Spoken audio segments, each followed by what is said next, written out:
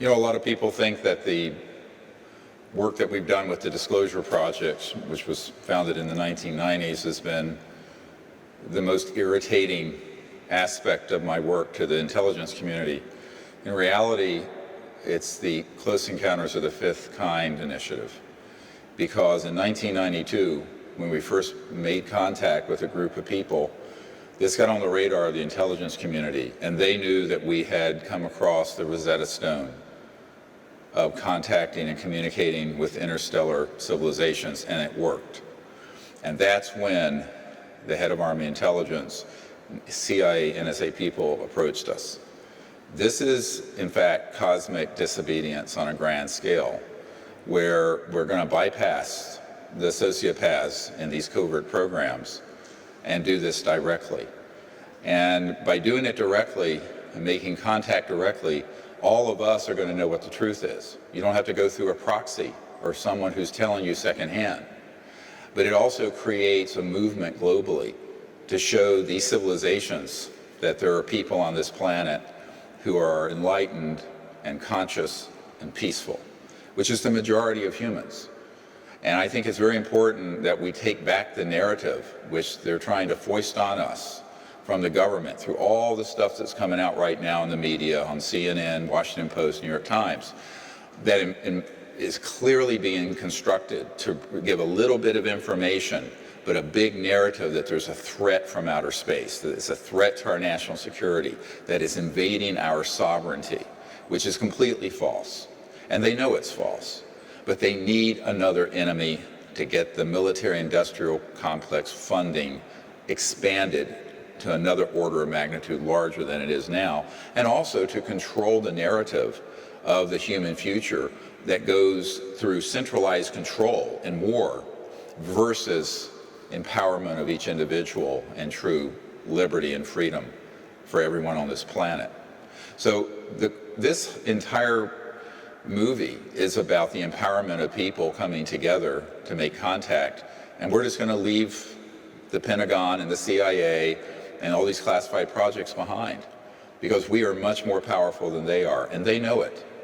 And this is why, in the early days of my founding the CE5, we call it, initiative, Close Encounters of the Fifth Kind, the most dangerous threats came into my life. It wasn't the Disclosure Project. They're happy if this subject is disclosed, so long as they can then hijack the narrative and spin it in the direction of a threat. But by having millions of people go out making direct contact with these civilizations and bypassing those control systems, it's like a denial of service situation on the internet.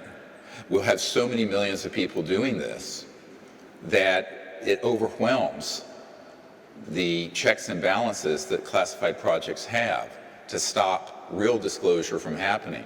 Because real disclosure is humans making contact with these civilizations directly. And these civilizations are waiting for us to do it. And so this is our opportunity. This is our moment. And it really is we, the people, that have to do it. So I would say that when people hear that in 1992, there's a group of people on a beach, we made contact, 4 ET craft appeared. It was on the front page of the Pensacola paper. That is what started the intelligence community coming after what we were saying and doing and trying to intercept it. Because what is more powerful than millions of people making a change happen that's for the good? It's the same thing with the civil rights movement. The civil rights movement would have never happened from the top down. Even the Kennedy brothers did not want to step into that mess. It took a mass of people, not just Martin Luther King, but millions of people all over the country doing sit-ins and lunch counter sit-ins and buses and what have you, to change that direction of our civilization out of Jim Crow onto a society that is, while not perfect, is more open and inclusive than it was. Well, the same has to happen here. We have to do that, and it isn't going to happen by the President of the United States.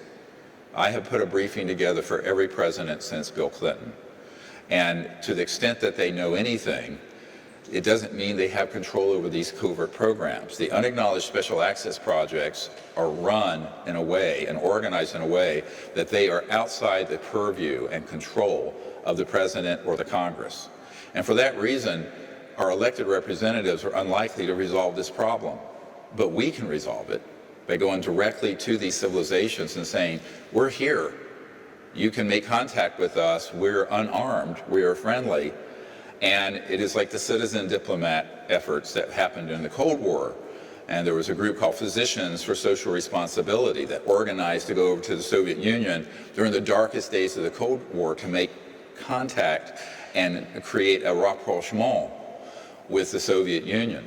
Well, that's what we need to do. We need to do this now on a cosmic level.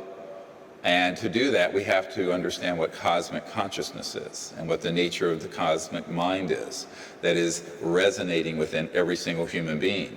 Because that's the foundation for the relationship between humans and these civilizations, is that people, like to get into the fact that there's great diversity, which is wonderful. But what's the golden thread that connects all intelligent life? It doesn't have a color, doesn't have a gender, doesn't have a sexual orientation. It is the singularity of mind, consciousness, and it has no color, and it has no orientation. It is an unbounded field of conscious mind, and that is the foundation for our relationship, not only for a peaceful world on this planet, but an interplanetary relationship with these other visitors who have been around waiting for us to answer their call.